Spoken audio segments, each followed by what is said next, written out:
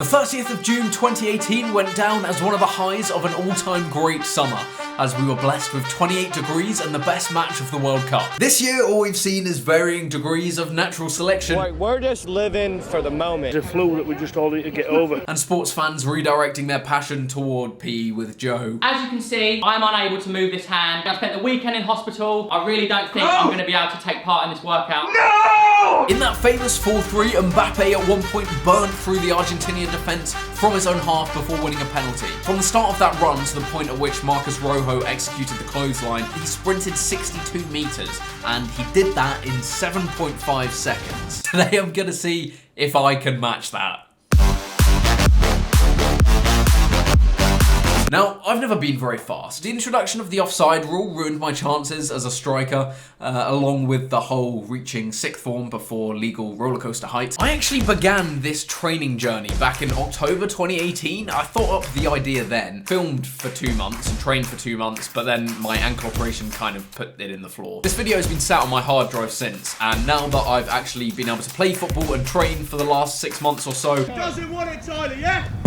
I've come back to it. So my first sprint test was on October the 11th, 2018. Our pitch is a lot smaller than the ones used in the Russia World Cup, so the spot I'm starting is just marked by this spray painted spot here, and yeah, it's a lot closer to the goal because the pitches are smaller. Now at the finish line, there's the ball where I'm starting off, running all the way, mimicking Mbappe's run to the finish line, which is about here. So each time I went to the pitch to test myself, I did 3 sprints. I hadn't done any training or looked up anything to do with sprinting at this point. I literally just rocked up to see how much work I had in front of me. Now, after looking at Mbappe's run, it doesn't look fast. And it wasn't. I was struggling with my ankle injury, so I hadn't played football in like a football match in like a year or something. So I finished this run, 62 meters, in 9.74 seconds, which is 2.24 seconds behind Mbappé. So in response to my earlier question, quite a lot of work to do. After that, I went to the most trusty source of information I know, the internet. Some of the main things were, for example, keeping your head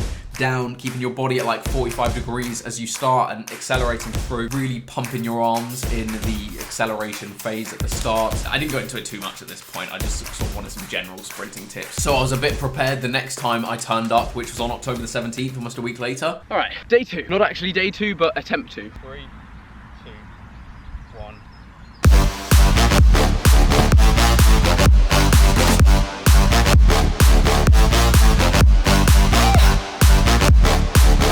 I was beginning to realise how important the first touch was going to be in this. These touches are absolutely atrocious. I can never make a Lukaku joke again. So it doesn't really look it, but that first time was a little faster than before, so up to 9.48. Now after each of these sprinting tests, I would then afterwards, I don't know why I didn't film it, but I would do like an extra 5 or 6 sprints. At this point, I was hoping doing this every few days and, you know, doing more sprints and stuff was going to build up the muscle by itself. Another 2 days and I was back again. This day was significantly slower. Ball control wasn't the best in that one. A few defenders to get around, was a bit zigzaggy. My third attempt was actually the fastest. Usually it was my first attempt which was the fastest because I don't think I was warming up quite enough. I think I pretty much just had like 1 sprint in me. 9.84, which was pretty, yeah, that wasn't great. I have no idea what happened on that day, but Saka could have given me a serious run for my money. It's the 4th time I've done this now. I've just been doing like stretching, warm up, things like that. I'll go into that on another day, what I've been doing. Just want to show you this area of the pitch first. Look at it. It's like a cow field. It's like a perfect one there. You couldn't draw one better than that. Honestly, look at that middle of central midfield. All joking aside, if any groundsmen are out there, you know, wanting apprenticeships or even just some screen time, you know, I'd happily do a shout out for your mate or something. Just help us. I feel like on this day I really nailed the touches. See, I was getting much better at keeping the touches in as straight a line as possible. My second attempt, I managed to get it down to 9.44 seconds, so comfortably under 2 seconds behind Mbappé at least. And then moving on to November the 9th. Now, loaded up Jersey weather that morning. Northerly Force 5. This was my chance to cheat and get my best time so far. Like I said, my first run was always the fastest, so it was important that I nailed that one. This one absolutely smashed it.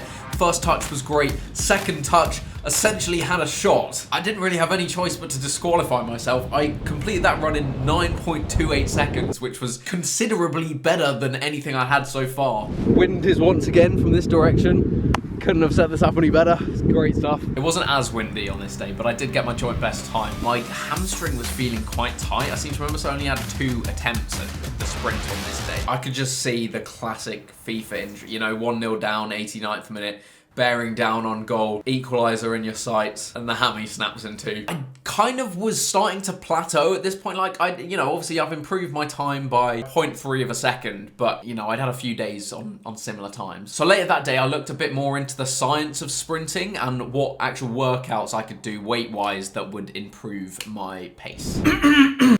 Should have done that before I turned the camera on, really. So I've been looking up exercises to do to improve my sprinting ability that actually have scientific backing, and it's pretty tough. I found one eventually, which references studies that have been done when trying to find out what parts of the body most affect sprinting speed. It says it's largely genetics, so kinda wish I'd found that out before doing this video. I'll leave my sources in the description as it's a lot more complicated than I'm gonna go into now. To summarize, the power generated by your hip extensors and flexors and the power absorbed by your knee extensors and flexors all need to increase if you want to get faster. So what that means is muscles like your gluteus maximus need to get better at producing force when you push off the ground in a sprint, and muscles like the hamstring need to get better at absorbing energy when your foot hits the ground during a sprint. So I filled all of my workouts with appropriate exercises that target these muscles. So the first exercise to do, jump squats. I've done these before and they are death.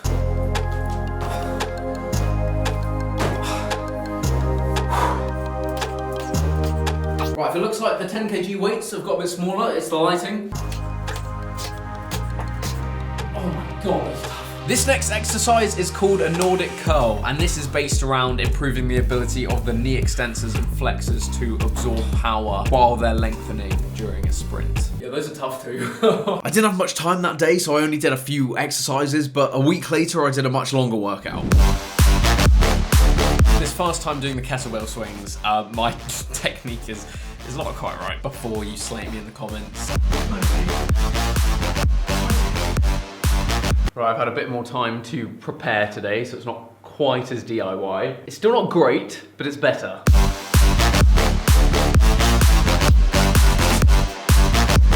Just looking up form and stuff on YouTube of, you know, the right exercises to do and whatnot. It's called bulletproof. I mean, there's clickbait and then there's that. Anyway, where was I? Oh yeah, stalling.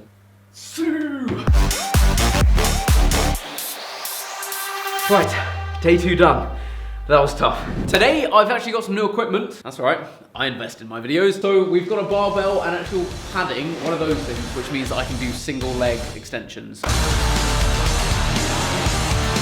As ever with all these exercises, it's my first time doing these, so people who actually know how to do these exercises, just give me the first one, so I can then look back and see how badly I'm doing it.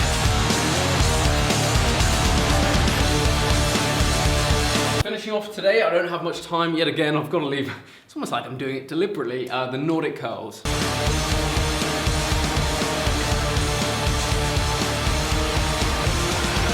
Alright.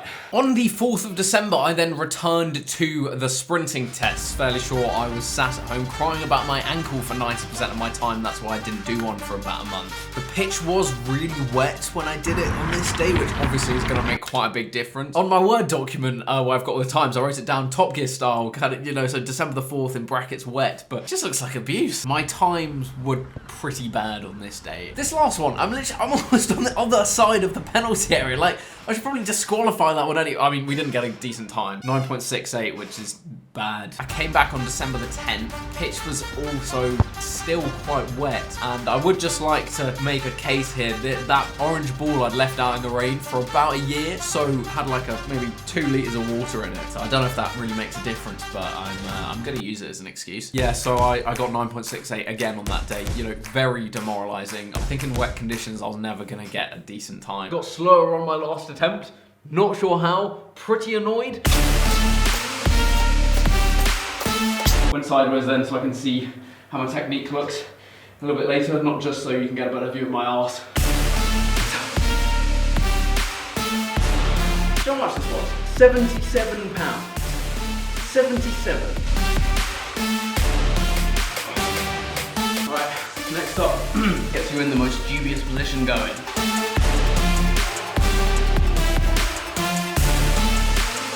Okay, last exercise.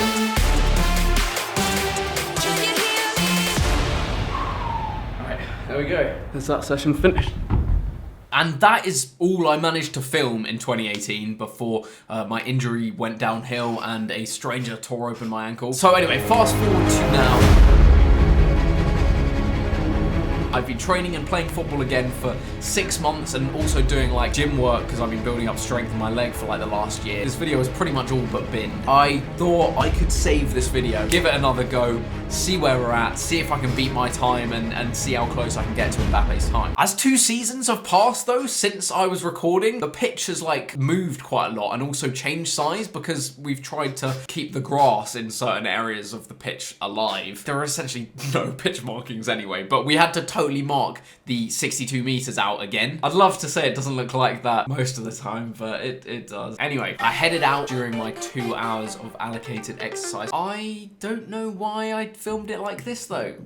Quite difficult to tell when I go over the finish line though this time around. It's where that line of daisies is. I don't know if you can see. I'll mark it out on the video. I only did 1 attempt on this day because there were people waiting to use the goals and I looked like an absolute loon just sprinting across the pitch for no real reason. That one was completed 9.23 seconds, which is considerably my fastest time yet. Beat my fastest time by 0.2 of a second there. I wanted to get the video out this week, so I had another 2 weeks from that date to improve my time as much as possible.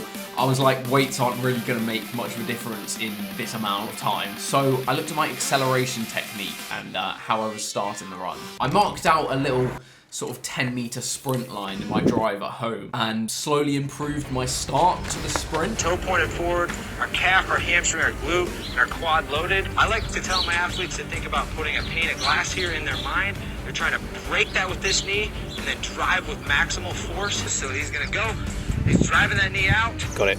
Getting faster times had a positive correlation with the amount of YouTube tutorials on sprinting I watched. It did feel a bit degrading though.